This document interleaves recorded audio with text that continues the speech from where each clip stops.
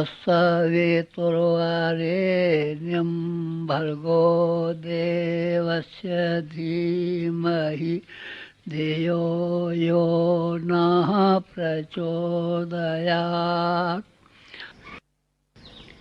मनुष्य को दो दुख, एक दुख का नाम नरक और एक दुख का नाम बंधन। दो चीज़ों से आदमी निकल जाए तो सारे संसार में सुख ही सुख है। बंधन क्या? बंधन वो जिसमें कि हम और आप जकड़ जाते हैं। कल्पना कीजिए, पेड़े में बंद किया हुआ पक्षी आटा तो खा लेता है, दाना तो खा लेता है, लेकिन बंधन में जकड़ा हुआ होने की वजह से कुछ कर नहीं पाता। बंधन की वजह से न कहीं हवा देख पाता है, न कहीं आकाश को देख पाता है, न कहीं बादलों को देख पाता है, कुछ देख नहीं पाता। छोटे से में दिन गुजारता रहता है। बंधनों से बंधा हुआ व्यक्ति, जेल खाने के कैदी के बारे में आप जानते हैं ना। जकड़ा हुआ आदमी, जकड़ा हुआ आदमी, चारों ओर से जकड़ा हुआ आदमी, हाथ जिसके बंधे हुए हैं, पैर जिसके बंधे हुए हैं, गले में तोक पड़ा हुआ है। आजकल तो उतना नहीं होता। पुराने ज़माने में जेल खाने में जो आदमी रखे जाते थे, उनके हाथों में हथकड़ी पड़ी रहती थी, हर समय कुछ कर नहीं सकते थे। पैरों में बेड़ियाँ पड़ी रहती थी, कुछ कर नहीं सकते थे। गले में तोक पड़ा रहता था, रस्सा पड़ा रहता था, बेचारा कुछ कर नहीं सकता था। जैसे घोड़े को अगाड़ी पिछाड़ी मुंह में लगाम लगा देते हैं, इस तरीके से कैदी को भी रहना पड़ता था। जिस ज़माने में वो लोग रहते होंगे, आप उसकी दुख की कल्पना कर सकते हैं। मन को कितना महसूस सोचना पड़ता होगा। हमारी योग्यता, हमारी प्रतिभा और भगवान का दिया हुआ संसार और हमारी क्षमता, इसका हम कुछ भी कर नहीं पा रहे हैं। हमारा सब गड़बड़ा गया। तब क्या करना चाहिए? तब क्या करना चाहिए? हमारे यहाँ शास्त्रकारों ने आदमी के लिए सबसे बड़ा पुरुषार्थ जो बताया गया है, एक पुरुषार्थ बताया गया है, बंधनों से मुक्ति। बंधनों से मुक्ति, बंधनों से मुक्ति अगर मिल जाए तो आदमी कितना सुखी हो सकता है। मुक्ति का अर्थ लोग बाग कुछ और तरह से समझते हैं। सायुज्य मुक्ति, सारूप्य मुक्ति, सालोक की मुक्ति, सामीप्य मुक्ति, इसकी कल्पना इस तरीके से लोगों ने अपने मन में बिठा रखी है कि भगवान नाम का कोई व्यक्ति है, उसका एक बड़ा सा कोई स्वर्ग वैकुंठ नाम का गांव है। उस गांव में फालतू फंड के आदमी बैठे रहते हैं, बस भगवान के समीप बैठे रहते हैं, बस न कुछ करते हैं न करने देते हैं। बस उनके पास सामीप्य मुक्ति और सालोक की मुक्ति, उसी के लोक में रहते हैं। यहाँ सब चीज़ खाने की, पीने की, खाने की, पीने की सब चीज़ें भरी पड़ी हैं, उसी में बना रहते हैं। ये सालोक की मुक्ति है, ये सारूप की मुक्ति है। कौन सा? जिसका रूप है भगवान का रूप जैसा है। भगवान का बहुत सुंदर रूप है, हमारा भी सुंदर रूप हो गया। अच्छा, खाने पीने की बहुत सारी चीज़ें सालोक में हैं, हम भी लोक में हो गए। स्वामी 24 घंटे बैठे रहे, सुगंधी आ रही है, पंखे जल रहे हैं, भगवान जी के समीप बैठे हैं, कुर्सियों पर बैठे हैं। इस तरह की लोगों ने कल्पना कर रखी है। वास्तव में ये कल्पना बच्चों जैसी कल्पना है। इस बच्चों की ऐसी कल्पना में क्या लाभ हो सकता है? मुक्ति का महात्म हर जगह अध्यात्म शास्त्रों में सिखाया है और ये बताया है और ये सुनाया है कि जो आदमी मुक्ति के अधिकारी हो जाते हैं, वो आदमी जीवन सफल प्राप्त कर लेते हैं। जीवन मुक्त और भगवान को प्राप्ति एक ही अर्थ में ली गई है। तो फिर जीवन मुक्त क्या है? जीवन मुक्त उसे कहते हैं जो कि बंधनों से टूट गया, छूट गया, जो पीड़े में से निकल गया, जो जेल खाने में से छूट गया, जो माँ के पेट में छोटे से दायरे में बच्चा बैठा रहता है, न हिल सकता है, न डो सकता है, न बोल सकता है, न बात कर सकता है, न सांस ले सकता है। उसमें से जब डिलीवरी हो जाती है, जन्म हो जाता है, तो मुक्त हो जाता है। आप संसारिक मुक्ति का अर्थ समझ गए ना? अच्छा, चलिए अब फिर उसकी बात सोचिए। मन से मुक्ति किसे कहते हैं? मन से मुक्ति किसे कहते हैं? मन से मुक्ति कुछ और होती है। मन से मुक्ति कुछ और है। मन से मुक्ति क्या है? बंधनों से मुक्ति। बंधनों से मुक्ति क्या? बंधनों से मुक्ति ये कि हम जिस तरीके से हमारी विचारणाएं, भावनाएं और हमारी क्रियाशीलता है, जिन बंधनों से जकड़ गई है, उन बंधनों को हम छोड़ डालें, तोड़ डालें, तो हम जीवन मुक्त हो जाते हैं। असल में जीवन मुक्त होता है आदमी। जो ये ख्याल है कि स्वर्ग में जाकर के मुक्ति में कहीं बैठा रहता है, माल गोदाम में जमा हो जाता है, भगवान जी की माल गोदाम में नहीं, न कोई भगवान जी का माल गोदाम है, न कहीं आदमी बैठे रहते हैं। तो मुक्ति केवल जीवन में ही होती है। जीवन मुक्त आदमी होते हैं, जीवन मुक्त आदमी होते हैं, जिनको ऋषि कहते हैं, जिनको तत्वदर्शी कहते हैं, इनको मनीषी कहते हैं, वो उसके आदमी हैं। तो क्या करना चाहिए? ये तो मैं निवेदन कर रहा हूँ आपसे, क्या करना चाहिए? आपको 3 बंधनों से अपने आप को छुटकारा पा लेना चाहिए। आप यहाँ आए हुए हैं, शांत कुंज में कल्प साधना की उपासना कर रहे हैं, तो फिर क्या करना चाहिए? आपको 3 बंधनों से मुक्ति प्राप्त करनी चाहिए। कोशिश कीजिए कि 3 बंधन तोड़ दें, और आप चाहें तो इन 3 बंधनों को तोड़ सकते हैं। मकड़ी जाला स्वयं बनाती है, उसी में स्वयं फंस जाती है, स्वयं जाला बनाती है, स्वयं फंस जाती है, और स्वयं फंसने के बाद में जब उसका मन आता है कि जाला हमारे लिए नुकसानदायक है और जाले में हमको नहीं रहना चाहिए, तब क्या करती है? तब ये करती है कि सारे के सारे जाले को अपने मुंह में समेट लेती है और निकल जाती है, सारे जाले को समेट लेती है और निकल जाती है। कौन सी? और बस भाग खड़ी होती है मकड़ी। ये हमारा बंधन जो चारों ओर से हमको जकड़े हुए हैं, असल में किसी और बाहर की शक्ति में इतनी गुंजाइश और दम नहीं है कि आदमी को जकड़ सके। भगवान की बेटी को कौन जकड़ेगा? बंधनों में कौन जकड़ सकता है? बंधनों में जकड़ने के लिए उसका अपना ही अज्ञान और अपनी ही बेवकूफ़ी और अपने ही कुसंस्कार हैं, इसलिए आपको जकड़ लिया है। कौन कौन से बंधन हैं? 3। हाँ सुनिए, एक का नाम है लोभ, एक का नाम है मोह, और एक का नाम है अहंकार। ये 3 हमारे शत्रु हैं। काम ऐसा, क्रोध ऐसा, रजोगुण सर्वोद्भव, महाशनो महापापमा। ये 3 ही बंधन हैं। तीन अपने बैरियों से, रावण, कुंभकर्ण और मेघनाथ से अगर आप निपट लें तो मजा आ जाए। अगर आप कंस और जरासंध और दुर्योधन से निपट लें तो मजा आ जाए। ये 3 आपके दुश्मन हैं। इन्होंने आपकी ज़िंदगी को कैसा घिनौना बना दिया है, कैसा पिछड़ा हुआ बना दिया है, कितना गया-बीता बना दिया है, कितना अस्त व्यस्त बना दिया है। कि अस्त व्यस्त जीवन को न बनाएं आप अपने आप को, तो आप देख सकते हैं आपके जीवन में कितना कायाकल्प हो सकता है, और आप वर्तमान परिस्थितियों की तुलना में थोड़े दिनों में कहाँ से कहाँ पहुँच सकते हैं। आप 3 दुश्मनों से आगाह होइए और इन्हें तोड़ने के लिए कोशिश कीजिए। लोभ, एक, लोभ को किस तरीके से तोड़ा जाए? लोभ क्या है? लोभ यह है कि आदमी के गुजारे के लिए मुट्ठी भर चीज़ों की ज़रूरत है। मुट्ठी भर चाहिए, मुट्ठी भर से गुजारा हो जाता है। आदमी का पेट कितना छोटा है, भैंसे का पेट कितना बड़ा है, घोड़े का पेट कितना बड़ा है, गधे का पेट कितना बड़ा है, पर आदमी का पेट बहुत छोटा है, ज़रा सा छोटा है, ज़रा सा छोटा है। उसके लिए थोड़ी सी 4 मुट्ठी अनाज काफ़ी होना चाहिए। लेकिन आदमी का लोभ देखा ना आपने? कितना संग्रही, कितना लालची, कितना बिलासी, कितना बिलासी, कितना बिलासी, कितना लालची, कितना संग्रही, कितना जमा कर लूँ। 24 घंटे जमा करने के लिए मैं एक नशे, बहुत सारे नशे हैं, इनकी हविश होती है। शराबियों को नशे में हविश हो जाती है, बार बार शराब मांगता है, बार बार शराब मांगता है। इसी तरीके से लालच एक शराब। आदमी को ज़रूरत है, ज़रूरत क्या है? कुछ भी नहीं, बेकार का अपने अहंकार को बढ़ाने के लिए और अपनी औलाद को और घर वालों को तबाह और बर्बाद करने के लिए, और पीछे कलह उत्पन्न करने के लिए और दुर्व्यसन पैदा करने के लिए केवल धन संग्रह करता रहता है।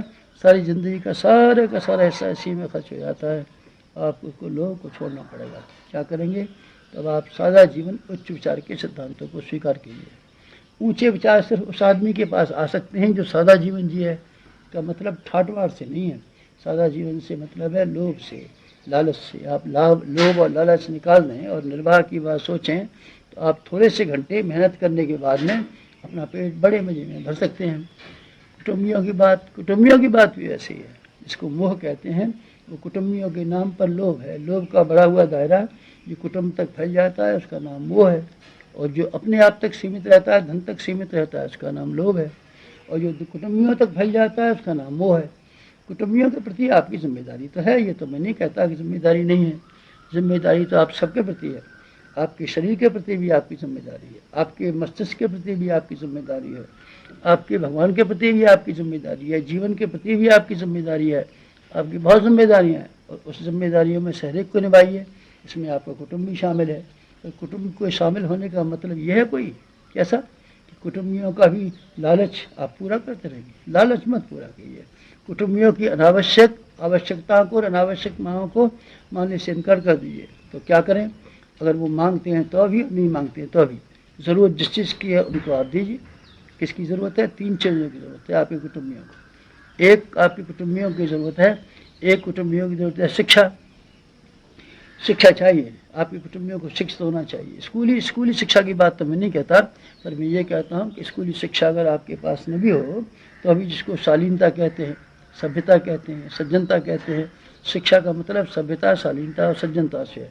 आप अपने घर वालों को वो बनाइए, है ना, उनका व्यवहार ऐसा बनाइए, उनकी जो सोचने का तरीका ऐसा बनाइए, शिक्षित बनाइए, जानकार बनाइए। ये बना देते हैं तो हम समझते हैं आपने अपने घर वालों को जीविका से भी ज़्यादा, जेवर बनाने से भी ज़्यादा, रेशम के कपड़े बनाने से भी ज़्यादा, सोने चांदी के जवाहरात बनाने से भी ज़्यादा आपने उनकी मदद कर दी। इसलिए आपको मोह की करने की अपेक्षा शिक्षा में खर्च कीजिए। शिक्षा के साथ साथ में क्या करें, आप अपने हर कुटुंबी को स्वावलंबी बनाइए, किसी को परावलंबी मत बनने दीजिए। आप अपनी स्त्री को स्वावलंबी बनाइए, उसको गुड़िया मत बनाइए। उसको ये मत कहिए आपको पानी नहीं भरना है और आपको खेती नहीं करनी है और आपकी नौकरानी रहेंगी और खाना आपके लिए नौकरानी पकाएगी, कपड़े आपकी नौकरानी धोएगी और आप पंखे के नीचे बैठी रहा करेंगे। ऐसे मत कीजिए, आप स्वावलंबी दीजिए। भगवान न करे ऐसा खराब दिन आ जाए जब आप न हो, भगवान न करे ऐसा दिन आ जाए कि आपकी संपत्ति चली जाए, फिर आपकी स्त्री अपाहिज बना दी, आपने घूंघट में रख करके मेहनत करने नहीं दी, परिश्रम करने नहीं दिया, उपार्जन के लिए क्षमता बनाई नहीं। हर आदमी के अंदर उपार्जन की क्षमता उत्पन्न होनी चाहिए। आपको अपने कुटुंबियों में से हर एक को उपार्जन की क्षमता उत्पन्न होने दीजिए, बढ़ने दीजिए। बच्चे ज़रा बड़े हो गए हैं, इनको हाथ बढ़ाने दीजिए ताकि हम अनाज खाते हैं घर का, तो अपने घर की संस्था को थोड़ा सहयोग करें। कुट्टी कूटना सिखाइए, घर का पानी भरना सिखाइए, थोड़ी सी साग वाटिका बनाना सिखाइए, कपड़े धोना सिखाइए, ताकि अपने घर में आर्थिक स्थिति से कुछ मदद कर सकें। आप स्वावलंबी नहीं बनाइए, परिश्रमशील नहीं बनाइए। अगर आप अपने घर गृहस्थी वालों को स्वावलंबी नहीं बनाया है तो ये आपका मोह है।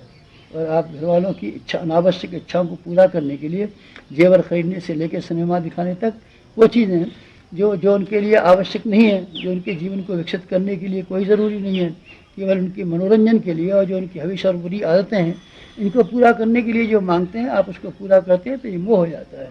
और संस्कारवान बनाइए, संस्कारवान बनाइए, संस्कारवान बनाइए, सभ्य बनाइए, शिक्षित बनाइए, स्वावलंबी बनाइए।